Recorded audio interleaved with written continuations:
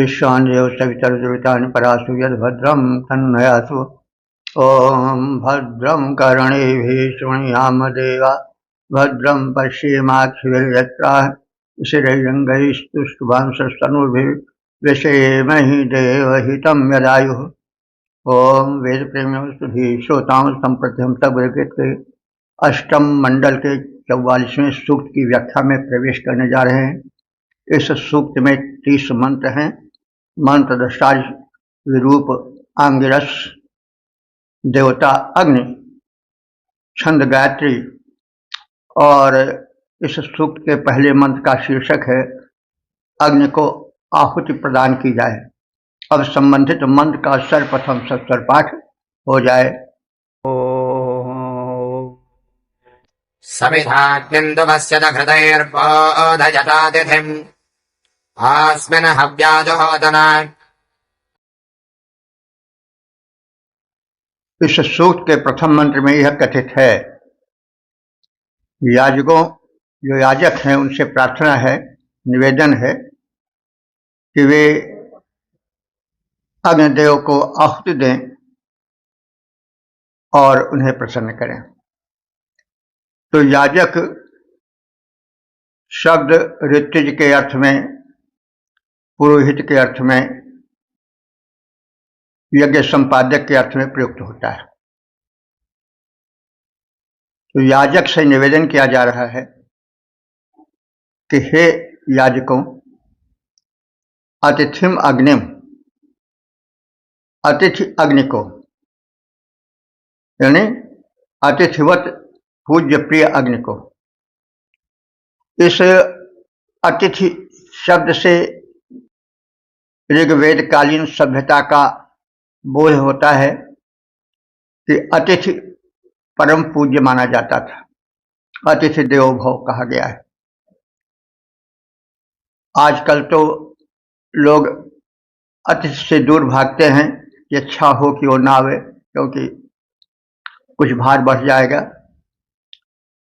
लेकिन ऋग्वेदिक सभ्यता में अतिथि को परम पूज्य स्थान प्राप्त था। इसलिए कहा जा रहा है कि हे याजकों, अतिथिम अग्निम, उस अग्नि को जो अतिथिवत पूज्य और प्रिय है, उसे समिधा द्वस्यत, समिधा के द्वारा पूज्य बनाओ, पूजित करो, उसकी परिचर्या करो।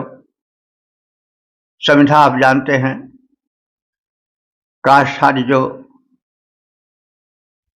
यज्ञ में अग्नि को प्रज्वलित करने में सहायक होते हैं।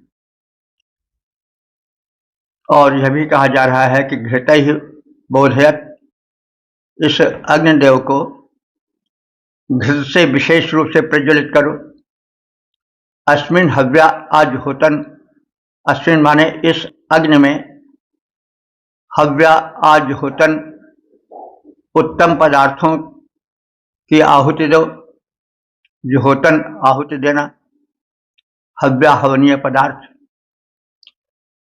तो अग्नि जो है वो इस सूक्त के देवता हैं। जैसा पहले भी निवेदन किया गया है कि परमात्मा अपनी प्रकृति में रचना करके स्वयं उसमें प्रविष्ट हो गया। इसलिए जितनी ये परमात्मा की विशिष्ट प्रकृति है, उसमें उसी का रूप है। इसलिए वैदिक उपासना परम उत्कृष्ट और स्वाभाविक उपासना है। परमात्मा का तेजोमय रूप जो है वह अग्नि है। अग्नि के 3 विशिष्ट रूप हैं, सूर्य, विद्युत और गार्हस्पत्य अग्नि, जो घर में अग्नि जलती है विविध रूपों में। और तो जठराग्नि रूप में, ऊर्जा रूप में अग्नि तो है ही।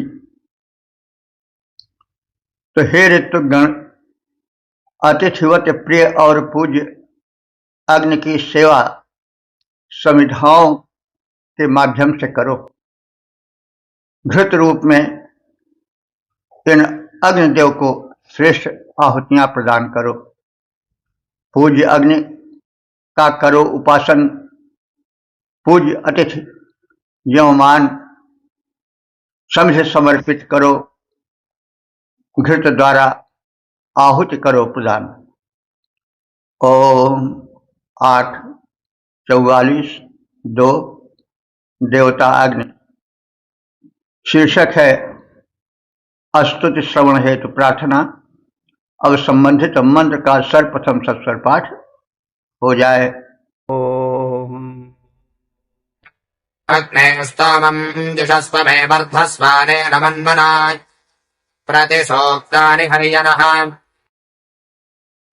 इस दूसरे मंत्र में अग्निदेव से अनुरोध है कि वे उपासकों की स्तुतियां सुने।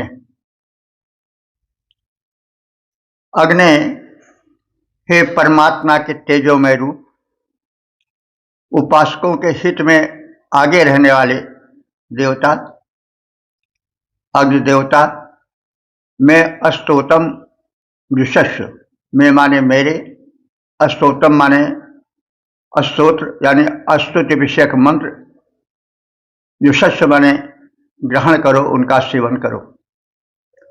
अनेन मन मना वर्धस्व, इस स्तोत्र के श्रवण द्वारा प्रसन्न होकर आप आगे बढ़ो यानी प्रज्वलित होते जाओ, ताकि उसमें हम आहुति डाल सकें। न सूक्तानि प्रतिहर्य, हमारे मंत्र विषयक सूक्तों को सुनने की अभिलाषा तुम्हें बनी रहे। हे अग्निदेव, मेरे मननीय उच्च स्तरीय स्तोत्रों को ग्रहण करो, सुनो, स्वीकार करो।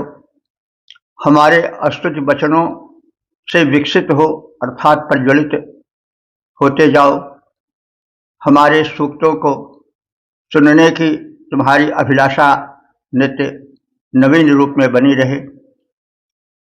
मनन योग्य मेरे मंत्रों को अग्निदेव स्वीकार करो, बनो प्रज्वलित। स्तुति सुनकर शुश्रूषा विस्तार करो। ओम 8:44:3 देवता अग्नि। शीर्षक देवों के आवाहनार्थ प्रार्थना। अब संबंधित मंत्र का सर्वप्रथम सत्स्वर पाठ हो जाए। अग्निन्दोतम् पुरोदधे हव्यवाहमुपब्रवे देवान् आसादयादिह। इस तृतीय मंत्र में कथित है कि अग्नि हव्यवाह हैं,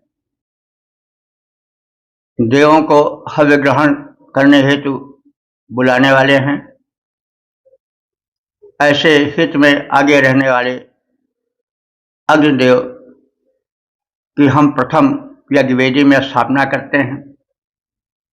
उपब्रवे, तत्पश्चात उनके समीप स्तुति के वचन बोलते हैं, यानी उनसे प्रार्थना करते हैं। यह देवान आसादयत, इस हेतु प्रार्थना करते हैं। यह माने इस यज्ञ स्थल पर देवान दिव्य शक्तियों को, देवों को आसादयत बुलाकर लाएं और आसादयत माने बैठाएं। हे देवों के दूत हव्यवाह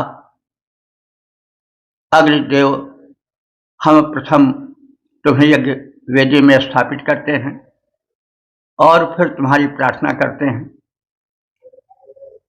इस यज्ञ मंडप में तुम देवों को बुलाकर लाओ और उन्हें आसन पर बैठाओ।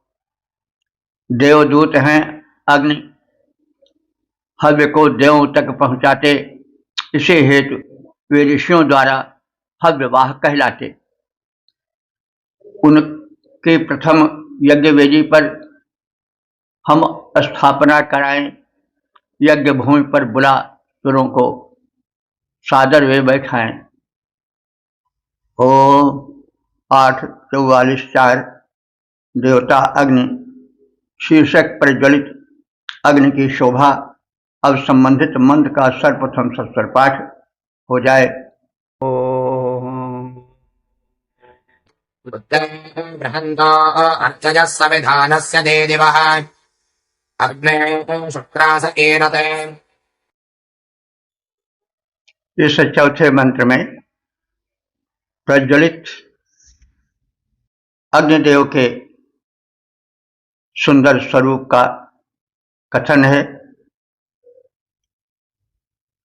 दीदिवः अग्ने, हे प्रज्वलित अग्निदेव,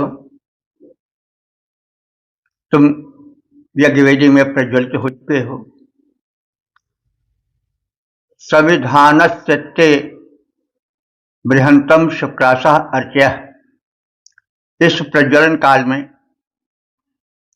संविधानस्य ते प्रज्वलित तुम बृहंतः शुक्रासः, बृहंतः माने व्यापक, शुक्रासः माने तेजस्वी, अर्च्यः माने ज्वालाएं।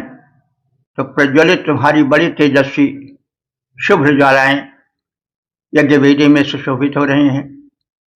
उत ईरते, वे ऊपर की ओर प्रज्वलित होकर बढ़ती हुई दिखाई पड़ रही हैं।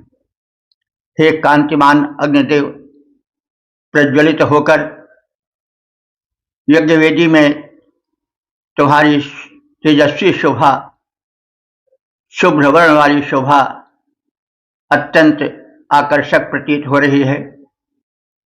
ऊपर आकाश में बढ़ने वाली तुम्हारी लपटें प्रगति का संदेश दे रही हैं। प्रज्वलित जिस समय होते हो, हे अग्नि देवता, कांतिमान तेजस्वी शुभ्र वर्ण वाली लपटें छूती हैं आसमान। ओम 8:44:5 देवता अग्नि शीर्षक आहुति स्वीकार करने हेतु प्रार्थना। अब संबंधित मंत्र का सर्वप्रथम सत्वर पाठ हो जाए। उपत्वा जुह्वो मम घृताजेर्यन्त हरियता अग्ने हव्याजुषस्वनः। इस पांचवें मंत्र में जब अग्नि प्रज्वलित हो जाते हैं तो उन्हें घृताहुति दी जाती है श्रुआ द्वारा। श्रुआ वह पात्र है जिससे घृत डाला जाता था, और आज भी हम उसे देखते हैं कि आहुति के समय एक व्यक्ति चम्मच से जो है वो अग्नि में घृताहुति करता है ताकि अग्नि का प्रज्वलन होता रहे, तो उसको श्रुआ कहा जाता था। तो हर्यत अग्ने, हे मनोहर प्रज्वलित अग्निदेव, उत्तम कामना करने वाले अग्निदेव,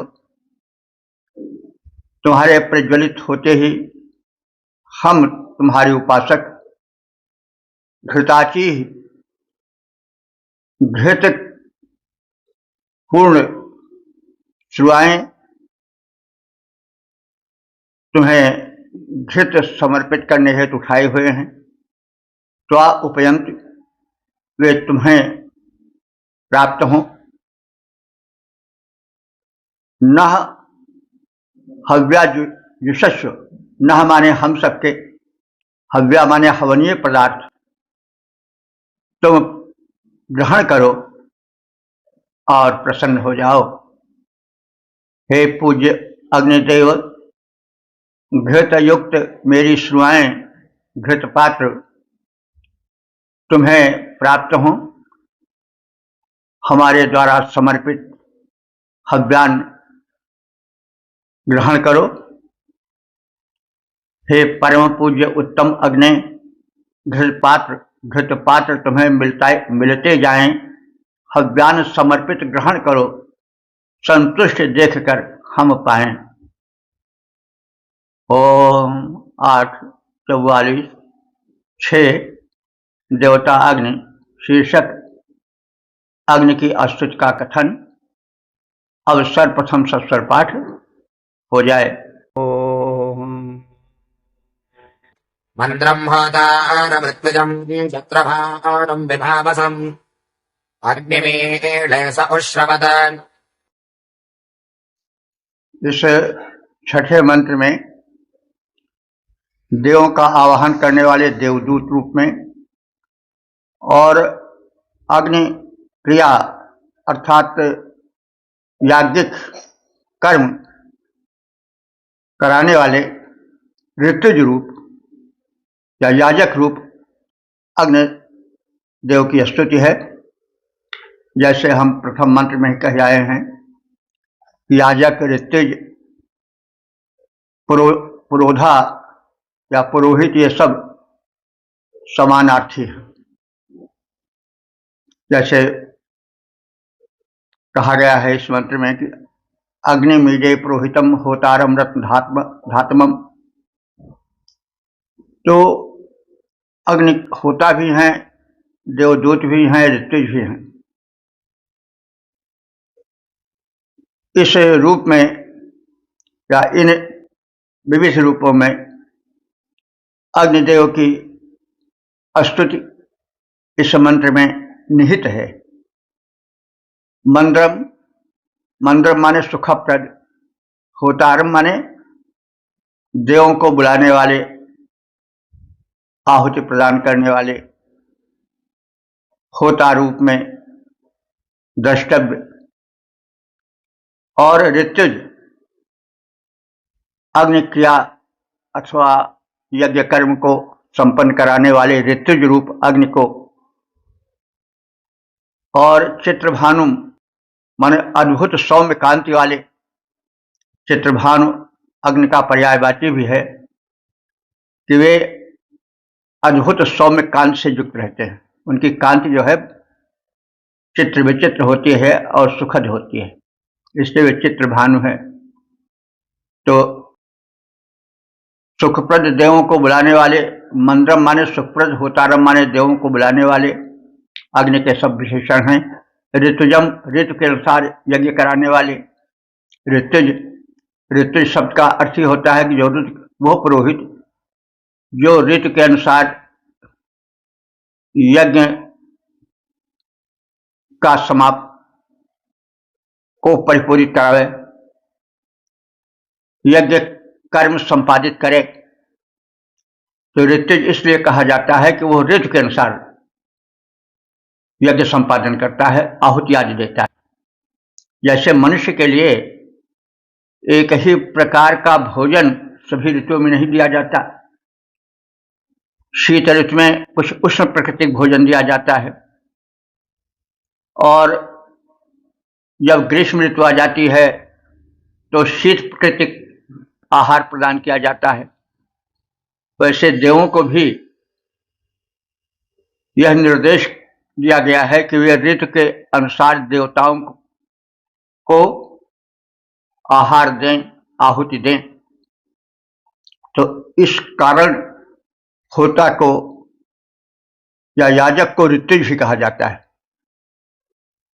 तो ये सब अग्निदेव के लिए आए हैं, वे होता हैं, ऋतुज हैं, और उनका स्वरूप चित्र विचित्र लपटों से, कांति से युक्त है। चित्रभानु, वे अद्भुत सौम्य कांति वाले हैं।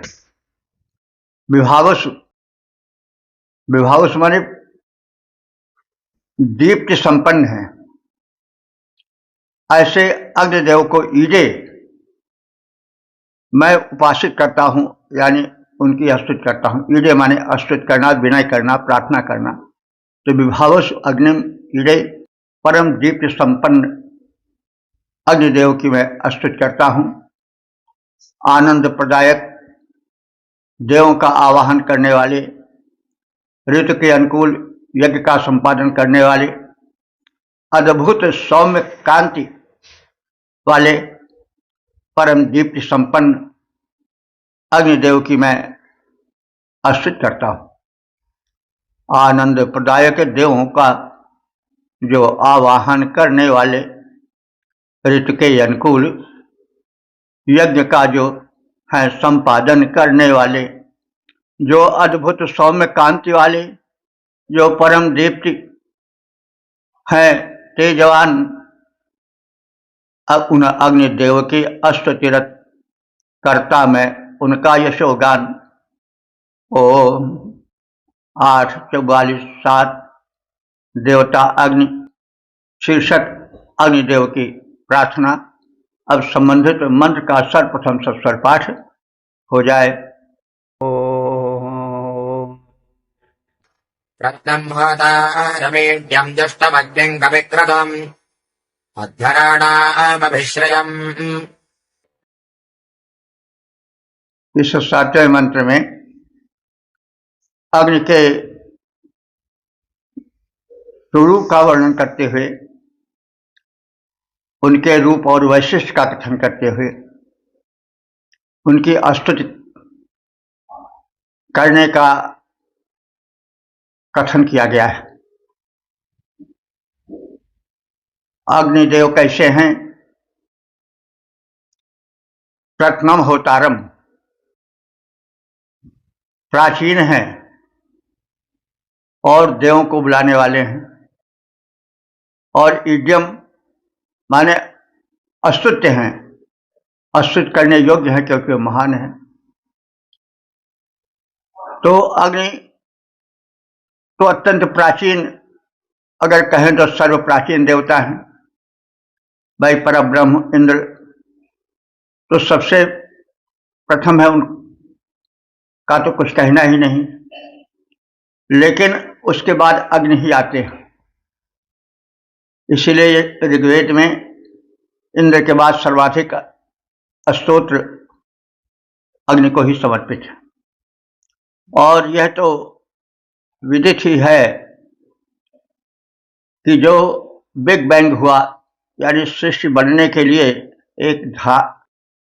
एक आह्वान या एक विस्फोट सा हुआ, जैसा आज के वैज्ञानिकों का भी कथन है, तो वह विस्फोट जो हुआ वह अग्नि के माध्यम से हुआ। क्योंकि विस्फोट करने वाले अग्नि ही होते हैं। अग्नि की उष्णता से ही किसी वस्तु में विस्फोट होता है। तो इसलिए आदिदेव हैं, आप सर्व अधिक प्राचीन देव हैं, इसलिए उनको प्रथम कहा गया है। होतारम माने आवाहन करने वाले हैं दिव्य शक्तियों का। और कैसे हैं? ईड्यम, ईड्यम माने अस्तुत योग्य हैं, अस्तुत्य हैं। वे जुष्टम माने सेव्य हैं, उनका सेवन परमावश्यक है। कवि, वे कवि हैं माने रचनाकार हैं अथवा ज्ञानी हैं। और क्रतुम माने शुभ कर्म करने वाले हैं। और अध्वराराम, अध्वराराम माने अहिंसक यज्ञों के अभिश्रियम को धारण करने वाले अथवा संपादित करने वाले हैं। तो स्थान स्थान पर ऋषि अध्वर शब्द का प्रयोग करता है और उसके माध्यम से सूचित करता है कि यज्ञ जो हो वो हिंसा रहित हो। केवल शरीर से ही नहीं, किसी को मन से भी कष्ट पहुंचाया जाए तभी वो यज्ञ अध्वर कहलाएगा। और जहां हिंसा का थोड़ा सा भी प्रवेश हुआ वह यज्ञ सफल नहीं कहा जाएगा। ऋषि जैसे जानता हो कि मानव की प्रवृत्ति जो है कुछ विषम है और वह जिह्वा के वशीभूत होकर के चलता है, तो कहीं यज्ञ में वो, जैसा कि बाद में हुआ, पशुवध होने लगे। राजा महाराजा तो आमिष भोगी थे ही। जब ऋषियों को बीच में डाल दिया गया। पुरोहित लोग जो है कहने लगे महाराज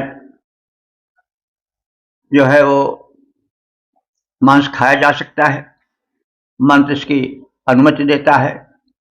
तो जो द्व्यर्थी शब्द हैं उनको अपने ढंग से व्याख्या करके राजाओं महाराजाओं को संतुष्ट करने के लिए हिंसा का प्रवेश किए और धीरे धीरे यह हिंसा का बढ़ते बढ़ते पक्षियों से, फिर पशुओं से जुड़ गया, फिर मनुष्यों से भी जुड़ गया। युग में वध हेतु मनुष्य बांधे जाने लगे। तो यह हिंसा कर्म बढ़ता ही गया। इस कारण से यज्ञ का विरोध भी होने लगा। जो पुरोधा थे वे स्वार्थवश राजाओं महाराजाओं को जो मांस भक्षी हुआ करते थे उनको प्रसन्न करने के लिए यह सूत्र निकाल दिए वैदिक हिंसा हिंसा न भोज। जो यज्ञ के दौरान हिंसा होती है वो वैदिक हिंसा है और वो हिंसा कहीं नहीं जानी चाहिए। मतलब वहां के पशु वध को वध नहीं कहना चाहिए, वे वहां मारे जाकर के सीधे स्वर्ग चले जाते हैं या और उनका उत्थान होता है। तो ये सब भ्रांतियां डाली गई और इन भ्रांतियों के कारण वैदिक धर्म को बड़ी ठेस लगी। वेद विरोधी आंदोलन हुए, बौद्धों ने याज्ञिक धर्म को बड़ी ठेस पहुंचाई। तो बहरहाल इसको यो माना जा सकता है जैसे ऋषि को यह मालूम था कि मनुष्य की जो लोलुप प्रवृत्ति है, जो जिह्वा विषयक लोलुपता है, वो किन्हीं कारणों से बढ़ जाएगी। इसलिए अध्वर शब्द बार बार प्रयुक्त हुआ है मंत्रों में। और अध्वर का अर्थ होता है कि जहां ध्वर यानी हिंसा न हो वही अध्वर है। तो देवों को बुलाने वाले, अस्तुत्य सेव्य, परम विद्वान तथा यज्ञों की शोभा बढ़ाने वाले उन प्राचीन अग्नि की हम प्रार्थना करते हैं, जो कि अध्वर हिंसा रहित यज्ञ के संपादक हैं, जो देवों के आवाहक हैं, अस्तुत्य सेव्य, अति बुद्धिमान, यज्ञों की शोभा अग्निदेव का करते हैं हम यशोगान। ओम 8:44-8 देवता अग्नि शीर्षक यज्ञ के संपन्न करने हेतु प्रार्थना। अब संबंधित मंत्र का सर्वप्रथम सस्वर पाठ हो जाए। ओम यषाणो अङ्गिरस्तमेव हव्यान्यानुषत अग्ने जग्दन्न जरुतथा। 63वें मंत्र में अग्निदेव के ऋतुज रूप का प्रकाशन है। ऋतुज कहते हैं कि ऋतु के अनुसार यज्ञ कराने वाले। तो ऋतुज तो मानव रूप में भी होते हैं, पुरोहित रूप में, लेकिन अग्निदेव को ऋतुज कहा गया है क्योंकि अग्नि प्रज्वलन के पश्चात ही आहुति डाली जाती है और वो आहुति अग्नि के माध्यम से ही देवों तक पहुंचती है। तो अग्नि, हे अग्नि देवता तुम ऋतुज हो। अंगिरस्तमम अग्नि, हे अंगिराओं में श्रेष्ठतम अग्निदेव। इमा हव्यान आनुषक जुषाणा। इमा हव्यान माने इन हव्यों को, आनुषक माने निरंतर, जुषाणा माने सेवन करते हुए, ग्रहण करते हुए। ऋतुथा यज्ञम नय। ऋतुथा माने ऋतु के अनुसार, यज्ञम नय माने यज्ञ को संपन्न करो, ले चलो। हे अग्निदेव तुम अंगिरा वंशीय तेजस्वी ऋषियों में सबसे श्रेष्ठतम तेजस्वी हो।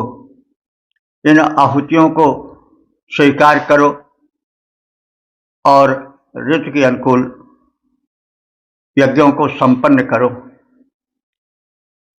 अंगिराओं में सर्वश्रेष्ठ तुम अग्निदेव माने जाते, आहुतियों को स्वीकार करो। तुम सर्वोत्तम जाने जाते, तुम ऋतुज हो। ऋतु के हिसाब से यज्ञ क्रिया संपन्न करो। हम सब दानी यजमानों में निज भक्ति भाव उत्पन्न करो। ओ 8:44-9 देवता अग्नि शीर्षक देवों के आवाहक अग्नि से प्रार्थना। अब संबंधित मंत्र का सर्वप्रथम सस्वर पाठ हो जाए। समिधान उसन्ध्य शुक्रशोच इहावः सुजित्वान् दैव्यञ्जनम्। इस नवे मंत्र में अग्नि की प्रथम प्रार्थना है। उनको दिव्य बताया गया है। देवावाहक रूप में उनका कथन है और फिर उनसे प्रार्थना है कि वे दिव्य जनों को, देवों गणों को यज्ञ में बुला कर लाएं। तो संत अग्नि,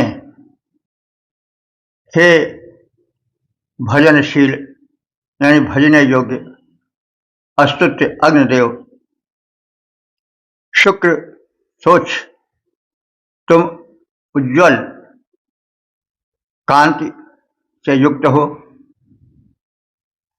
शुक्र माने तेजस्वी अथवा उज्ज्वल। शुक्र तो एक तारा है, लेकिन उनसे यहां तात्पर्य नहीं है। शुक्र देवों के विपरीत दानवों या दैत्यों के गुरु भी माने गए हैं, लेकिन यहां उन सबसे मतलब नहीं। शुक्र माने तेजस्वी, उज्ज्वल कांति वाले। तो संत शुक्र सोच, हे अग्निदेव तुम यजनशील हो, शुक्र हो, तेजस्वी हो और तुम्हारी कांति उज्ज्वल है। ऐसे अग्निदेव तुम चिकित्वान, चिकित्वान कहते हैं सर्वज्ञ को। संविधान माने संविधा वाले, दीप्ति वाले हो और तुम्हारी ये प्रखर गुण और प्रखर कीर्ति है। मैं अब तुमसे प्रार्थना करता हूं कि दैव्यम जन्म इह आवाह, दैव्यम जन्म माने दिव्य जनों को, अर्थात दिव्य शक्तियों को, देवों को, इह आवाह इस हमारे यज्ञ में बुला कर लाओ। तो हे अग्निदेव तुम उपास्य हो, शुद्ध हो, उज्ज्वल कांत से संपन्न हो, तुम सर्वज्ञ हो और दर्शनीय हो, दीप्ति युक्त हो, शुद्ध हो, बुद्ध हो। तो हे अग्निदेव, इस प्रकार से विविध गुणों से युक्त तुम हमारी इस यज्ञ में दिव्य जनों को, दिव्य शक्तियों को, देवों को आवाहित कर यहां यज्ञ भूमि पर लाओ। हे अग्निदेव तुम यजन योग्य, तुम उज्ज्वल कांति धारते हो, सर्वज्ञ और शुचि दर्शनीय, प्रिय दीप्ति सदा विस्तारते हो। हे देव प्रवर, प्रार्थना यही इस यज्ञ भूमि पर आ जाओ। प्रिय दिव्य जनों को साथ साथ इस यज्ञ भूमि पर ले आओ। ओम 8:44-10 देवता अग्नि शीर्षक अग्निदेव की स्तुति। अब संबंधित मंत्र का सर्वप्रथम सस्वर पाठ हो जाए। विब्रह्मदानमद्वहम् धूमकेतुम् विमानसम् यज्ञानाम् योगमेतुमहे। इस 10वें मंत्र में अग्नि देव के विविध रूप कह के उनका आवाहन किया गया है। वे विशिष्ट गुणों से भरे हैं और वे देव शक्तियों को यज्ञ भूमि पर बुलाकर लावें, यह अनुरोध है। अग्निदेव विप्र हैं। विप्र माने ज्ञानी। विशिष्टम प्रजानाति विप्र। ऋग्वेद में कहीं जाति सूचक शब्द नहीं है और यह भ्रम भगा देना चाहिए कि यज्ञों में जाति या वेद में जाति सूचक विशेषण आया है। वहां वर्ग है का कथन है, जाति का कथन नहीं है। जाति शब्द जहां तक मुझे ज्ञान है ऋग्वेद में कहीं नहीं कथित है। तो एक वर्ग है, जो ज्ञानी वर्ग है उसको विप्र कहा जाता था। यह तो सब जगह है। जो शिक्षक होते हैं, जो वैज्ञानिक होते हैं, वे ज्ञानी होते हैं। तो यह तो सभी देशों में है। जो रक्षक होते हैं, सैनिक होते हैं, वे एक देश में नहीं सभी देशों में हैं। वैश्य यानी घूम घूम करके अपने व्यापार को बढ़ाने वाले जो जन हैं वो वैश्य हैं, क्योंकि विश्व माने होता है प्रवेश। वो तालवी शाह वाला है, वो मूर्धन शाह वाला नहीं। तो विश्व माने प्रवेश करना। तो जो वैश्य होता है वो एक जगह तो बैठा नहीं रहता। आज सेंट भाजन को छोड़िए, लेकिन पहले तो घूमना पड़ना पड़ता था अपने सामान को बताने हेतु, उसकी विशेषता बताने हेतु एक प्रांत से छोड़ करके दूसरे प्रांत में जाना पड़ता था। आज उनके यानी सेठ महाजन या जो पूंजीपति हैं उनके नौकर चाकर ही सही वे जाते हैं। आजकल तो चलता है एडवर्टाइज, तो एडवर्टाइज ही दूत है। बहरहाल वे अपने से हट करके घूम फिर करके जो धन कमाने की विधि है या सामान भेजने की विधि है वो होती थी। तो विश्व से वैश्य बना है, तो हर देश में है। इसी तरह सफाई कर्मचारी हर देश में है, शूद्र हर देश में है। तो वेदों पर यह दोष मढ़ना घनघोर अन्याय और अज्ञान है।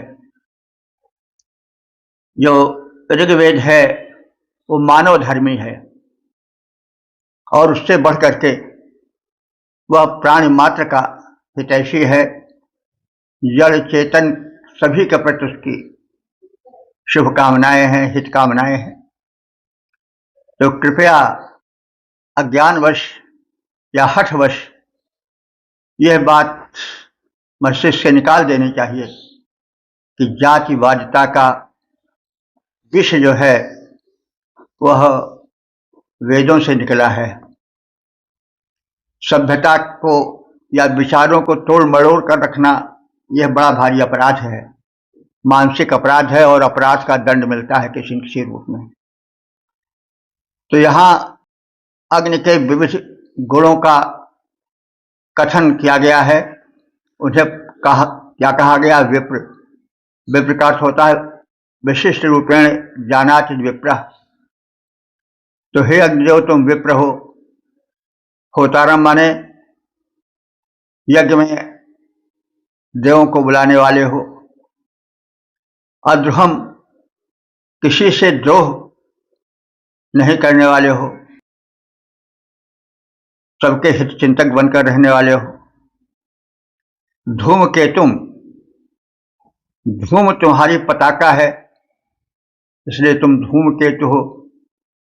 जैसे पताका यह सूचित कर देता है कि वहां पर क्या हो रहा है या वो किस देश या संबंध या प्रयोजन करने वाला है। वो प्रयोजन भी सूचक है, देश का सूचक है। वहां का धूम, वहां का पताका, वहां का झंडा तो अग्नि धूमकेतु हैं, यानी धूम उनका झंडा है, केतु है, वह बताता है कि यहाँ पर अग्नि क्रिया या यज्ञ हो रहे हैं। तो धूमकेतु इस अर्थ में प्रयुक्त हुआ है, यत्र यत्र धूमस्तत्र तत्र तत्र अग्नि।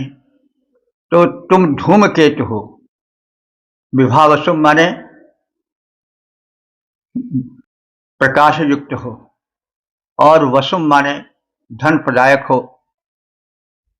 तो हे अग्निदेव, तुम देवों को बुलाने वाले हो, द्रोह रहित हो, धूमध्वज हो, विशिष्ट कांत संपन्न हो।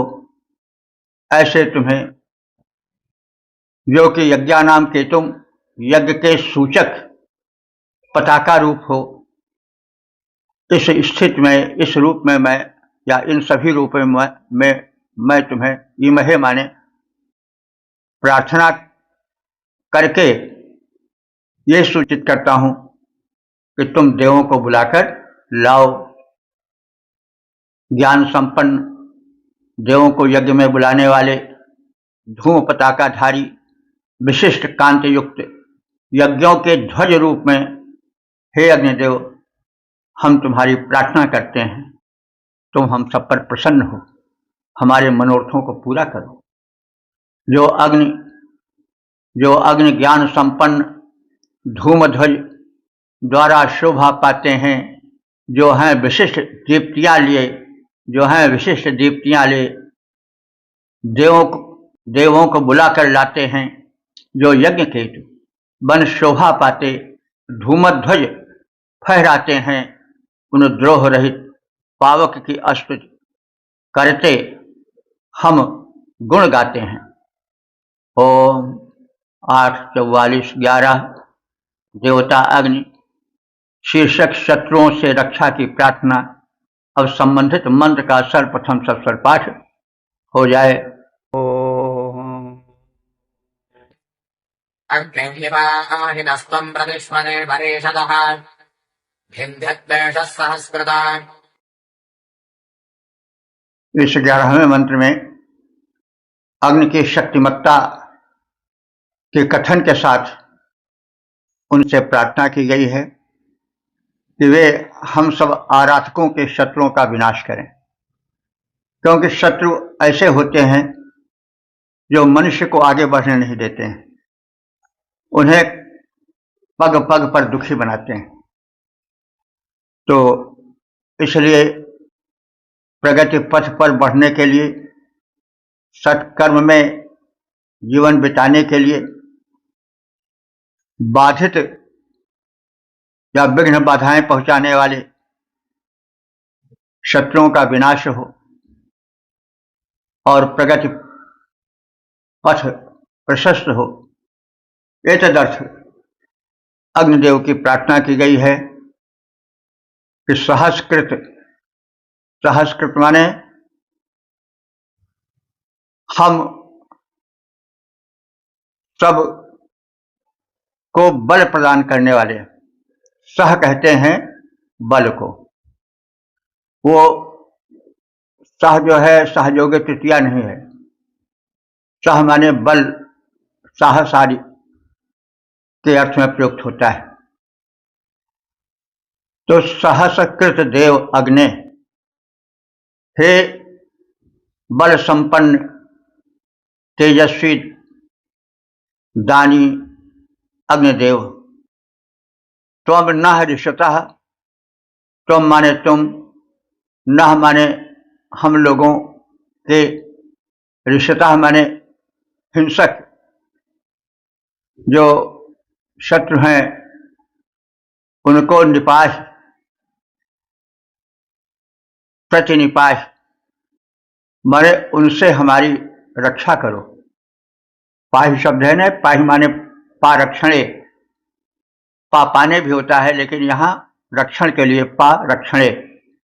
तो निपाहि माने रक्षा करो। किनसे रक्षा करो?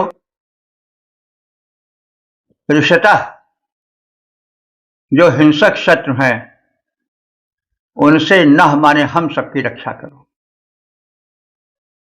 तुम हम लोगों की रक्षा हिंसक शत्रुओं से करो। स्म द्वेषः भिन्न, और हम लोगों से द्वेष करने वालों को भिन्न माने छिन्न भिन्न कर दो, चीर फाड़ डालो।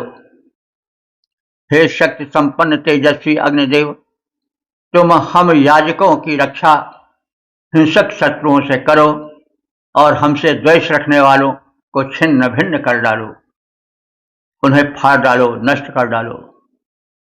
हे बलि शक्ति संपन्न अग्नि, हे बलि शक्ति संपन्न अग्नि, जो हिंसक शत्रु हमारे हैं तुम उनको मारो, छिन्न भिन्न कर दो जो ईर्ष्याधारी हैं। ओम 8:44-12 देवता अग्नि शीर्षक पर ज्वलित अग्नि की शोभा। अब संबंधित मंत्र का सर्वप्रथम सस्वर पाठ हो जाए।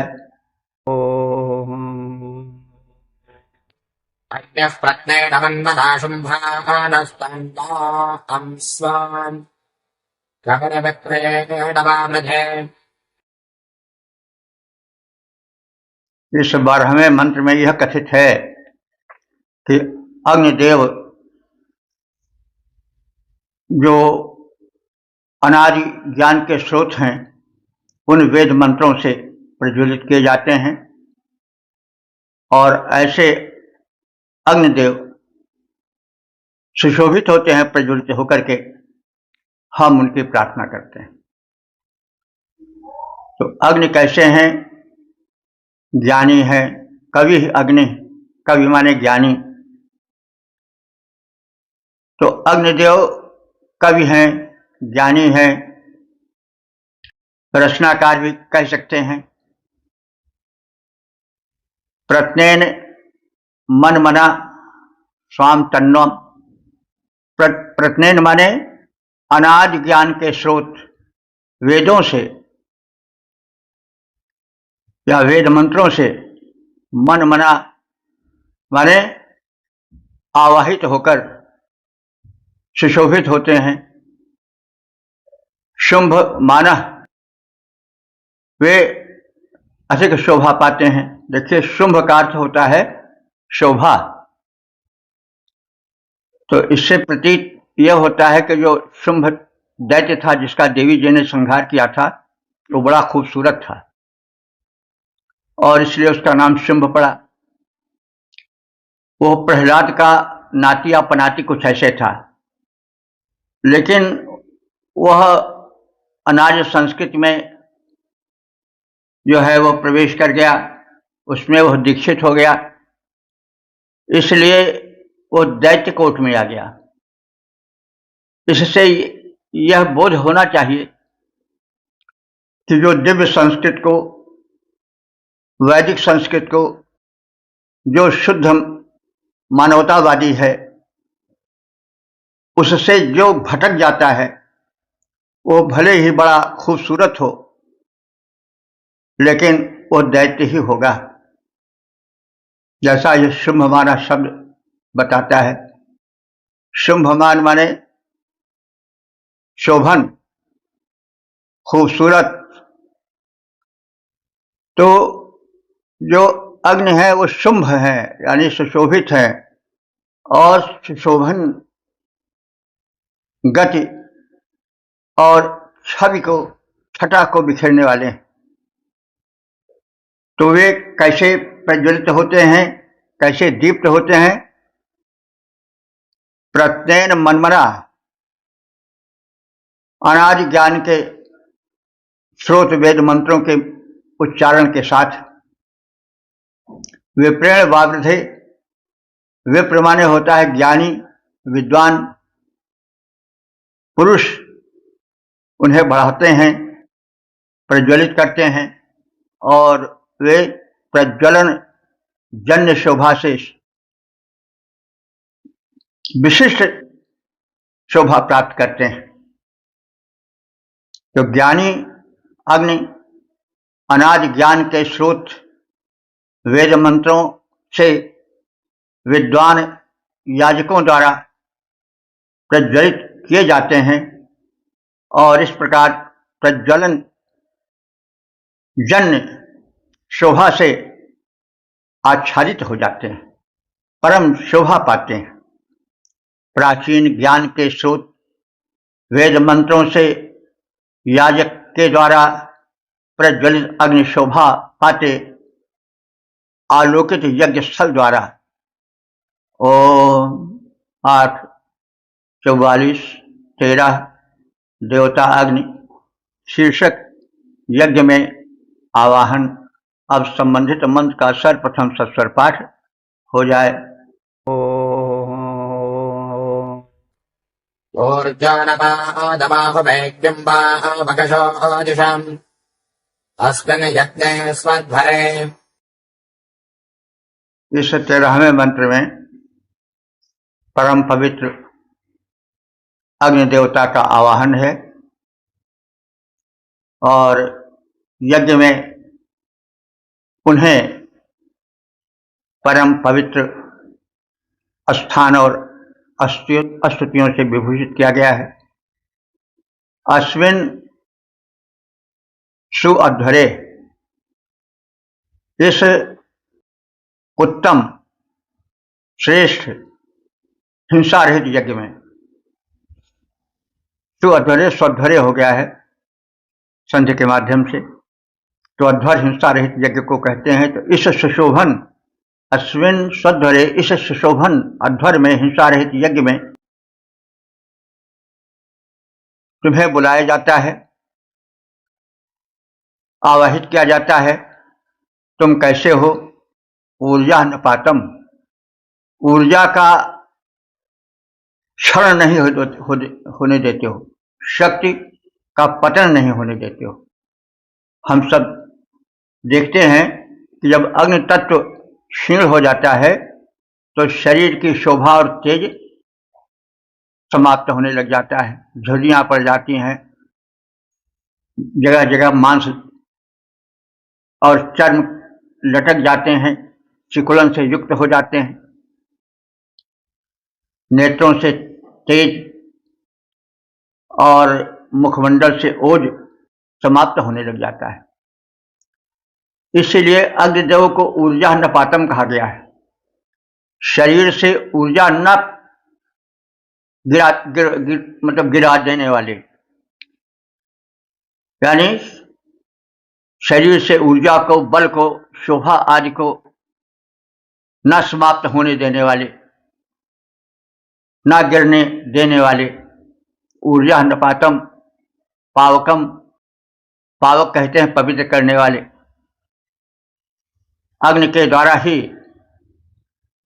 पवित्रता फैलाई जाती है, अग्नि को जला दिया जाता है, अग्नि प्रज्वलित होकर के किसी चीज को उसमें डाल करके उसका शोधन होता है,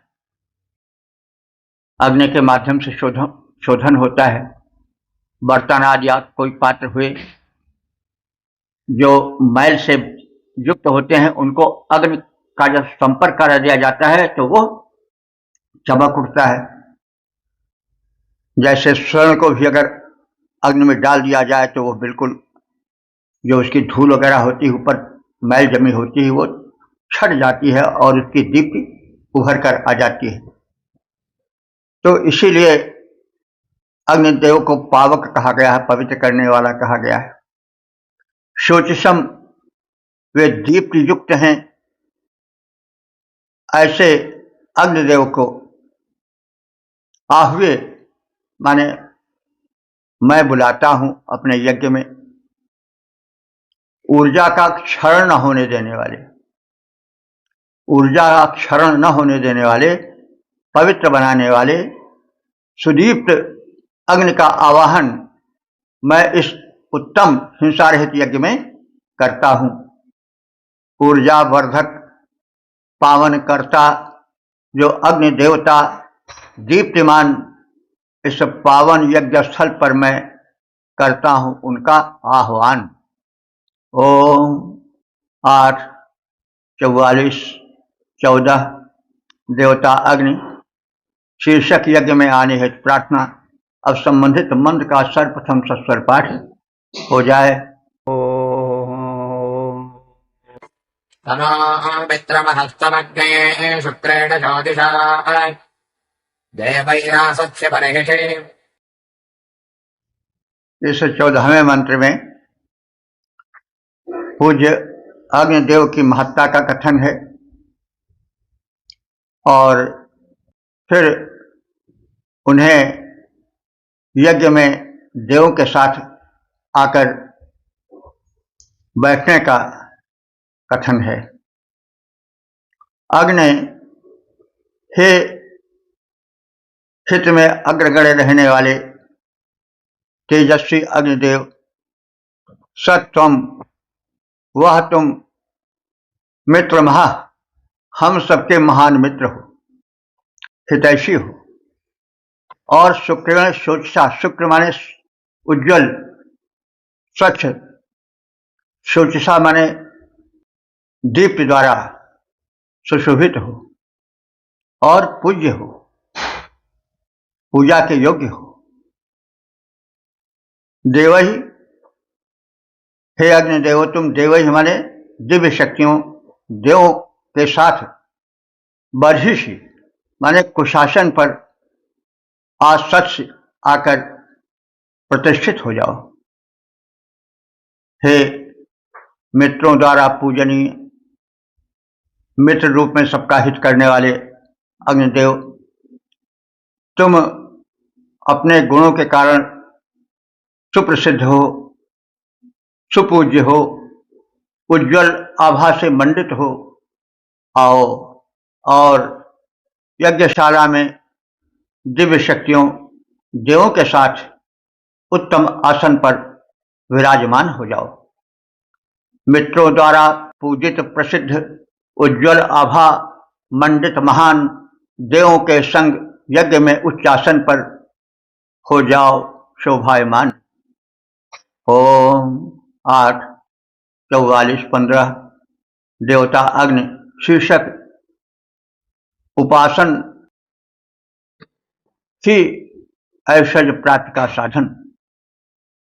अब संबंधित मंत्र का सर्वप्रथम संस्कार पाठ हो जाए। ओम